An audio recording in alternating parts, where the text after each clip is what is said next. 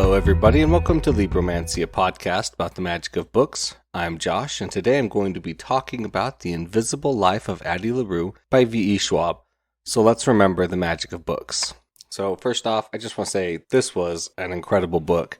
So exciting. I knew a little bit of the premise, obviously, and this is not a spoiler. I guess it is a spoiler, so I won't say it, but I knew a little bit about it going in, but it still was very impactful, and I think V.E. Schwab did an amazing job writing this story, the way it goes. There was so much to unpack and to read about, and the emotions that she was able to put forth on this page, it was just amazing. And there were some scenes that were so heartbreaking, and they were just minor scenes, and there were some scenes that were big, and they were heartbreaking as well. I feel like, we're going to spoil a little bit here. She goes on dates, obviously, and I feel like when she's actually going on these dates that V.E. Schwab is able to evoke the city so well, and kind of not the weird in a bad way, but just like the different, the unusual. You know, it's not, oh yeah, we're just going to go here, go see a movie. Yeah, I mean, maybe they do that, but like, we're going to go to this art party where you step in puddles and it creates ripples, and then you go to this other room where you like paint on the walls, and that kind of a feeling. And it was nice, and it was really fun to read and just very evocative. To talk about characters for a little bit, we get some really good characters. Obviously, we have our main character, Addie LaRue. She's our main one. We have some other characters. There are no characters that I can say felt incredibly flat to me. There is a little bit where you could think, oh, maybe they are flat because of the repetition that's involved with involving her curse. But that is not me trying to say that the characters are flat, but more that the situation of the world and the story has created characters that can appear flat because we see them always at stage one. You know, we always see them at the initial meeting, and we can't really move past that except for a couple certain people. And that is, it's an interesting way to go about a book, right? Where you're always writing introductions. I really like the chapter headings in this book, and we can talk about those more in the spoilers. I thought that was a nice thing. It was kind of interesting to see, and I was wondering who was kind of putting what together and how it was going to work at the end, like if we were going to get that revealed to us, and we do. So I thought that was really nice. Her writing, it was interesting. I liked the back and forth play between Addie in the past, Addie in the now, and then Addie in the past and Addie in the now, and Henry in the past and Henry in the now. And I liked that it was never like, okay, I did this, now I'm going to see this. It kind of kept me guessing just a little bit who was going to be next. And it helped me keep the context of what was kind of happening, because the dates were important, but not so important that I had to be like taking notes and be like, okay, this happened exactly this day, this happened here. I just had to kind of know the years and be like, okay, it's this year, it's most likely this person's point of view. And then I could say, read and say, okay, yep, I was right, or no, I wasn't, but it's this person's, and that's also important.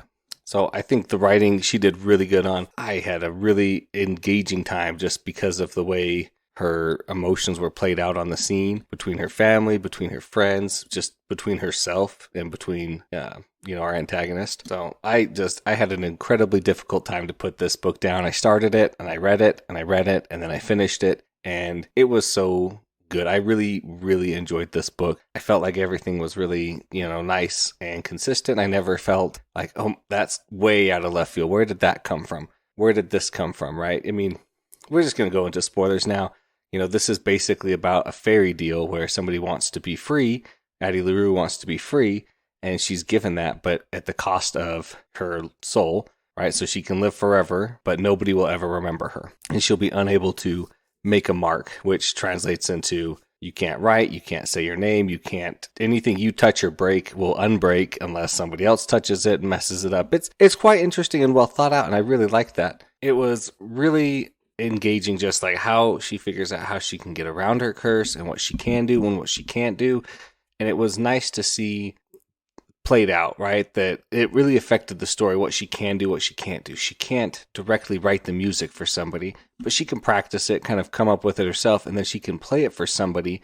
They can hear it. They'll forget kind of where they hear it from, but if she pushes it enough and she works on it a lot, then she can help them kind of remember it and create it on their own. Same with art. People can paint her, and as long as it's not too detailed, then it passes on. She is truly like a muse, right? And that was well done, I thought. Now, like there was so many heartbreaking scenes at the beginning, like right after she makes her deal and she goes back to her mom and her dad, and she's just ran away from the wedding and it's been about a day, and they're like, who are you? We don't have a daughter. And it's like everything has changed. It's not just that like, oh yeah, she ran away and she's gone and now nobody can ever remember her when they meet her now, but like she's been wiped out of existence. Her best friend doesn't remember her anymore. Nobody knows her. She is basically like anytime somebody passes through a threshold or like takes their eyes off of her or like is not in the same kind of area as her for a minute, they forget her completely. And we see it play out just multiple times where it's like, oh yeah, you're safe. I will take care of you. You'll be fine. And especially in the beginning when she doesn't know what's going on, they leave for 5 seconds. They come back. Who are you? How'd you get in my house? Like, oh, I just feel my heart breaking for her at the beginning where it's like, yeah, I don't blame you. You don't want to be married to this guy. Like, you don't know him. You don't love him. You don't want this, but like you're kind of being forced to. So you run away, made an accident. But now, she goes to Paris. She meets some guys. She has to sell herself. Like that is just, it was so heartbreaking for me. Like I wished I could fix it, but obviously I can't because it's a book. And then the way she's able to move past that and she's able to grow and to be like, okay, well, if this is what I can do, I'm going to be amused. Her stubbornness, I am not going to give in. I'm going to make you give in and you're going to change the curse for me. And I love seeing the darkness, or Luke, as he likes to go by for her, because he's taken her artistic renditions basically and made it real. And, I love that she realizes immediately after she says, don't look like that. Then she's like, well, he's going to look like that forever now because he wants to, he wants me to give up my soul. But the evolution of their relationship where they're very antagonistic towards each other. Hey, you going to surrender? No, I'm not going to surrender. Like, okay, well, I'll see you next year. And then gradually he's like, okay, well, let me take you here. Let me do this with you. Like, you see that the darkness is like, hey, it's nice having somebody around with me. And at the same time, she's like, well, he's not that bad. And then, but he really is. He's it's a fey deal, basically. And they're meant to trick you. They're meant to torment you and make you hard. And we see him reaping some souls, and that some of them are really violent and rough, and some of them are really sweet and gentle. Well, there's only one of each, but you get my point. And then eventually Addie meets Henry, and Henry can remember her. And we find out that it's because, and she was blown away, of course, and I knew I was a little bit too, and I was worried the whole time. I was like, okay, is this just Luke kind of being silly and like pretending to be this kid so that he can get her? Except he's in the sunlight, so that can't be right. But like, what is going on? I was waiting for this bigger twist, and it never came, and it was fine. Like, that's an expectation that I set, not that the book set, that it was going to be a twist. And there is a twist, right, where he's dying, basically. He only bargained for a year to live, which is lucky for him. I mean, I say it's lucky for him, but I mean his curse, which is he wanted to be loved, to be enough for people. So anytime anybody sees him, they see a non-real version of him that is whatever they are wanting him to be. And so he is perfect for everyone, perfect with the quotations there. And so can you imagine living with that? He talks about it, or V.E. Schwab writes about it from his point of view, and how grating it is on him that like everybody wants him. And he's never like able to just kind of like be himself because he can see it in their eyes that they're not really seeing him. And that was like, wow, that is like, it's a, you could say it's like a hard hitting book with this stuff. Like in the background, it's just like, do people see you for what they want to see, or do people see you for who you are? And, everybody treats him a little differently, and everybody loves him more. But he knows it's not real because of this deal. So, lucky for him, I guess he only made it for a year. So he wouldn't have to live his whole life like that because, I mean, can you imagine trying to pick somebody up or like go out with somebody and like, that they're not seeing the real you. They're just seeing this fake version, and that you can do no wrong for them no matter what you do, right? Like that's a lot of power for somebody. But Henry's a good kid, so, he's not abusing it, of course. And then they meet, they're able to remember. She's able to see him for what he is because she just wants somebody to remember her. And that's what she sees when she sees him, and he's able to remember her because I don't remember exactly how his part worked that he can remember her, but basically just their curses work together.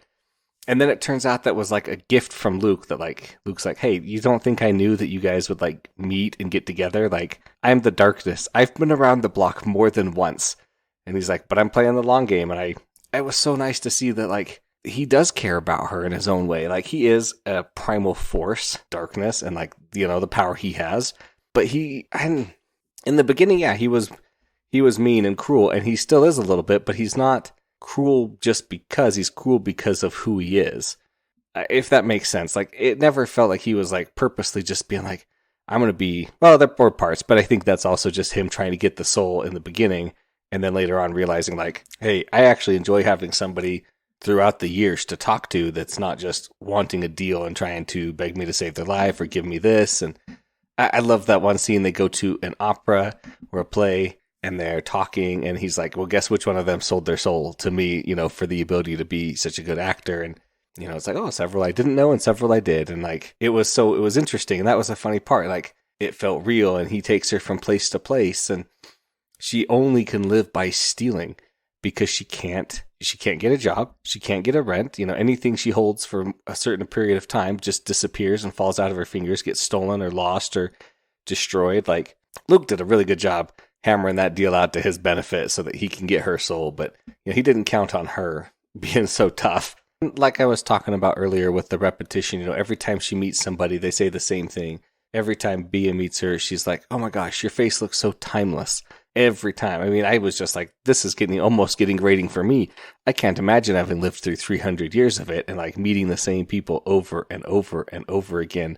But being able to find those people who care for you and help you and like, they'll help a stranger, which is what you'll be to them every time, right? So, and I loved that Addie becomes this, like I was talking about earlier, she becomes this muse figure. She's trying to inspire people to remember her or just to make music and make things better. And that was so nice. And then at the end where she goes and she bargains with Luke and she's like, Luke, change his deal so he can live just his life. And she goes to Henry and he's like, okay. But then she goes to Henry and she's like, I bargained it. You're going to live your life, be happy, live a life. You're not under the curse anymore. Like, you can do it. But then she comes with Luke and she made sure her fairy deal was, she didn't say I'll be with you forever. I'll be with you as long as you want me, right? Which is the long game. And we don't know what's going on, but then we see that she is all for his destruction. Well, not destruction, because I don't think you can kill the darkness, but for the releasing of her. She's like, I'm going to annoy you so much.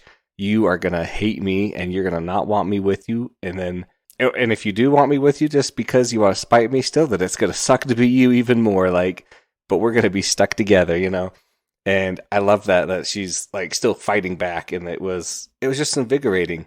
Let me see if I can find this section here. Okay, I found it. So it's at the very end. He has, taken her journals and compiled them into the story that we're basically reading right now. And he's like, he wonders how her story ends, if it ends. He wrote 12 different endings for the book. Ones where she was happy, ones where she was not, ones where she and Luke were madly in love, and ones where he clung to her like a dragon with its treasure. But those endings all belong to him and not to her.